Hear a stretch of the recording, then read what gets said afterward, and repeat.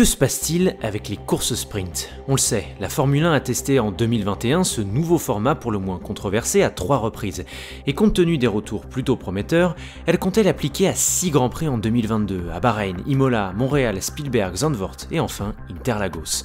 Seulement voilà, tout ne se déroule pas comme prévu et les discussions actuelles au sein du paddock sont en train de s'enliser sur la question des compensations financières pour les équipes.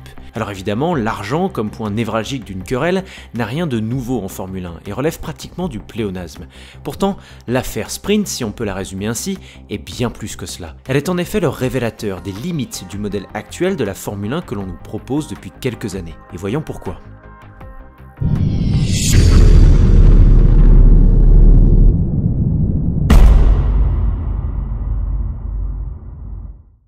En marge du Grand Prix d'Arabie Saoudite en décembre dernier, les directeurs d'équipe et les responsables de la Formula One Management ont présenté une première proposition de plan dédiée aux courses sprint pour la saison 2022.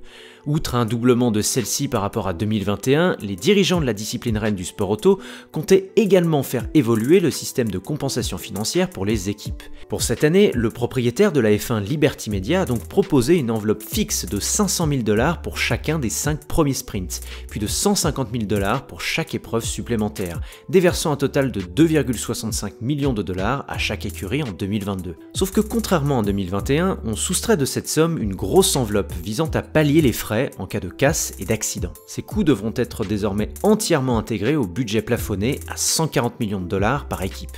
Alors évidemment, si l'offre de Liberty fut félicitée par les petites et moyennes équipes allant de Haas jusqu'à McLaren, eh bien les 3 top teams traditionnels, à savoir Mercedes, Red Bull et Ferrari, l'ont perçu comme la goutte d'eau faisant déborder un vase déjà plein à ras-bord.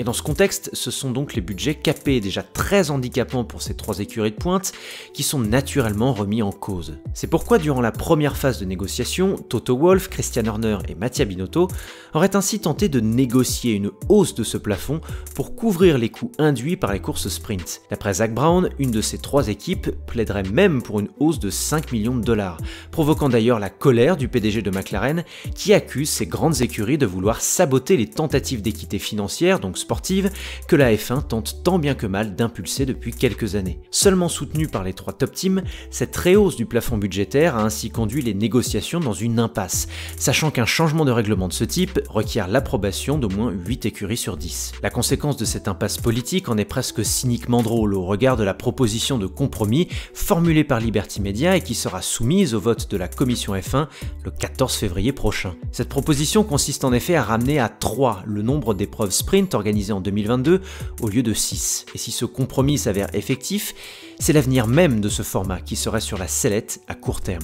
Mais au-delà de cette tractation, et quelle que soit l'issue des discussions prévues à la Saint-Valentin au sein de la commission F1, l'affaire du sprint est un indicateur de ce qui ne va pas dans l'évolution actuelle de la Formule 1, et ce, pour plusieurs raisons. D'abord, le modèle de redistribution aux équipes proposé par Liberty Media, à commencer par le retrait de la compensation financière en cas d'accident, n'est autre qu'une nouvelle contrainte qui risque de saper l'intérêt, s'il en reste, de la course sprint. Car ayant les yeux rivés sur le contrôle des coûts et les budgets capés, le management de chaque équipe fera sans doute davantage pression sur son duo de pilotes en vue de ne prendre aucun risque lors du sprint, surtout si le barème de points n'évolue pas assez ou pas du tout cette année. Dans ce cas de figure, de véritables processions, pires que celles auxquelles nous avons assisté en 2021, ne sont pas à écarter. Ensuite, l'affaire du sprint, c'est un petit peu le serpent qui se mord la queue.